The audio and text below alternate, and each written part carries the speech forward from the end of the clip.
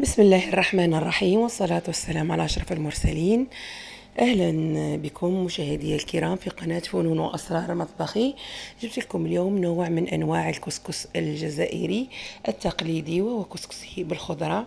كسكسي كاين اللي يسميه يقول كسكسي أبيض، ورح نستعمله في هذا الوصفة قطاع من الدجاج، كمية لبس بها من البصل حوالي 3 حبات، كمية من الزرودية، كذلك الكورجيت أو اللي نقولوا لها الجريوات، كمية لبس بها من البطاطا، حبتين طماطم، حمص عندي مشمخ، والتوابل كما تشوفوا راس الحانوت، شوية كركم شوية ملح والفلفل الكحل. طبعا زيت المائدة،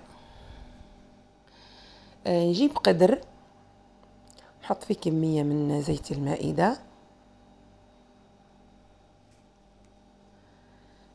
نضع كمية اللحم اللي عندي. اللحم عندكم حرية الاختيار، تحطوا طرف من الدجاج أو تحطوا يعني عن نوعين، طرف الدجاج كذلك تحبوا تستعملوا يعني لحم العجل، يعني واللي عندكم هنا ما قيدكمش، لكن هي الوصفة من المستحسن انها تمشي مع لحم الدجاج. نقلي طرف الدجاج، انا عندي هنا قطع راهي مجمدة كما راكم تشوفوا، نقليهم شوية باش نزيد نرمي عليهم كمية البصل. البصل كنت قطعته تقطيع يعني مش بالاشوار، تقطيع باليد. الجزائر واسعة وعريضة، معروفة بأنواع عديدة من أنواع الكسكسي. الكسكسي هذا يطيبوه أهل الشمال، كذلك حتى نحن نطيبوه أهل الجنوب.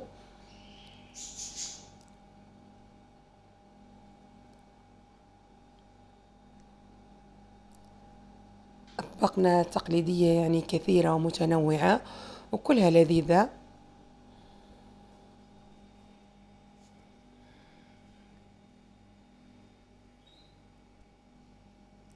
بعد ما قلت اللحم شوية نرمي عليها البصل يتقلى مليح، يعني لازم هنا يتقلى مليح مليح يعني قبل ما ندير له التوابل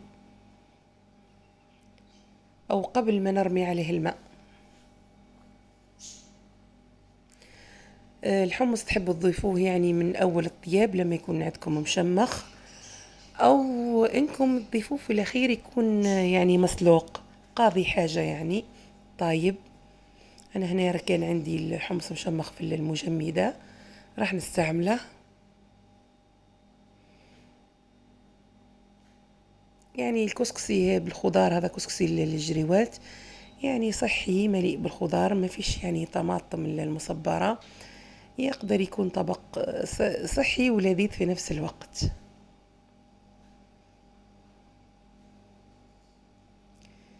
نقلي ونستمر في التحريك باش ما يشدليش.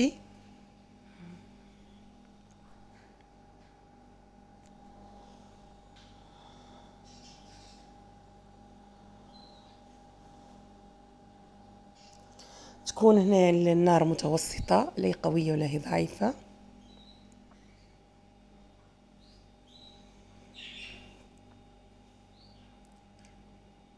نغطيه نخليه يتكرمل عندي البصل.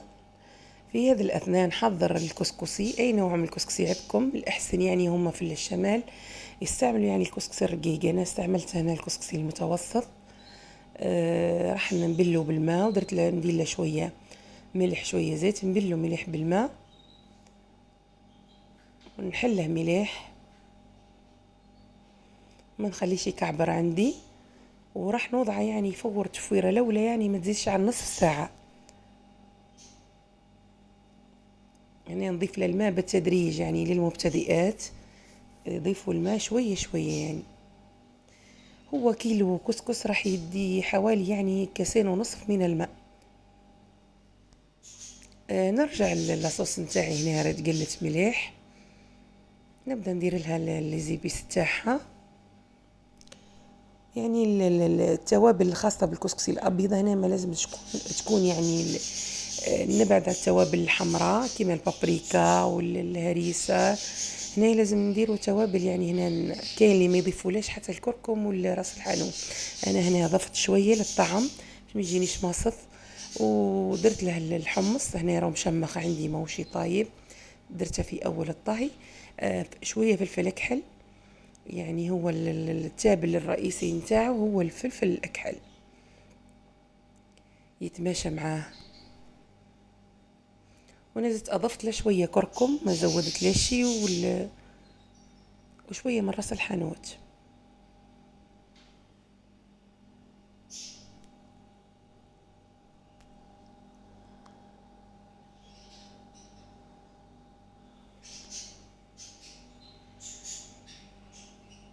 كما تعرفوا اخواتي، قناة فنون وأسرار المطبخي تهتم بالدرجة الأولى بالطبخ التقليدي، سواء الجنوب الشرقي بواتسوف أو بالجزائر كامل. يعني تهمني الأطباق التقليدية الخاصة ببلادي. نحب كل ساعة نقدم لكم طبق على طريقتي. يعني هو كاين اختلاف، لكن كل واحد عنده لمسة خاصة به. أضفت الخضار، الزرودية والجريوات. هنا أضفت حبتين طماطم، يعني هكا من غير ما نقطعهم، باش يعطوني فقط الطعم. يعني في نهاية الطياب راح نحيهم، يعطوني شوية حموضة يعني. ومعاهم البطاطا، كنت حطيت يعني حبات متوسطين. يعني راس مال هذا الكسكس هو الخضار. هذا اللي علاش قلت لكم بلي راهو صحي جدا، في نفس الوقت يعني طعمه جميل ورائع جدا. هنا كنت حضرت الماء مغلى، أضفته، لازم يغطي لي الخضرة بصبعة وصبعين، يغطيها باش بعد ما يغلي نحط عليه الكسكس يفور، يعني افابير يطيب. المهم التفويرة الأولى تاع الكسكسي راهي حوالي ما تزيدش على نصف ساعة، ومن بعد نزيدو نهبطو تفويرة ثانية، نطيبو على البخار المرة الثانية. نهبطوه أولا، نضيفوا له، نزيدو نبلوه بشوية ماء، نديرو له شوية زبدة، ونشوفوا إذا كان نقصوا شوية ملح نبخوه مليح، ومن بعد نرجعوه يفور تفويرة ثانية ما تطولش، يعني ما تفوتش الربع ساعة. احنا هذه طريقتنا في إعداد الكسكسي، لأنه كان اللي يديروا تفويرة واحدة، احنا نبخروه مرتين، نطيبوه على البخار مرتين. أنا نشرح بزايد هنا للمبتدئات.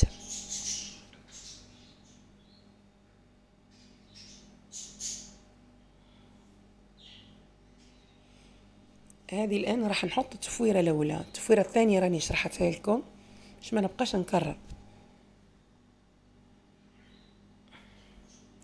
هاي بعد ما طبخت عندي المرق، هنا وصلت لدرجة الغليان، نحط عليه الكسكسي فور لمدة نصف ساعة. نخلي النار يعني متوسطة، ما تكونش قوية جدا وما تكونش ضعيفة، باش نفور عليه تفور لي الكسكسي بالمرحلتين نتاعه.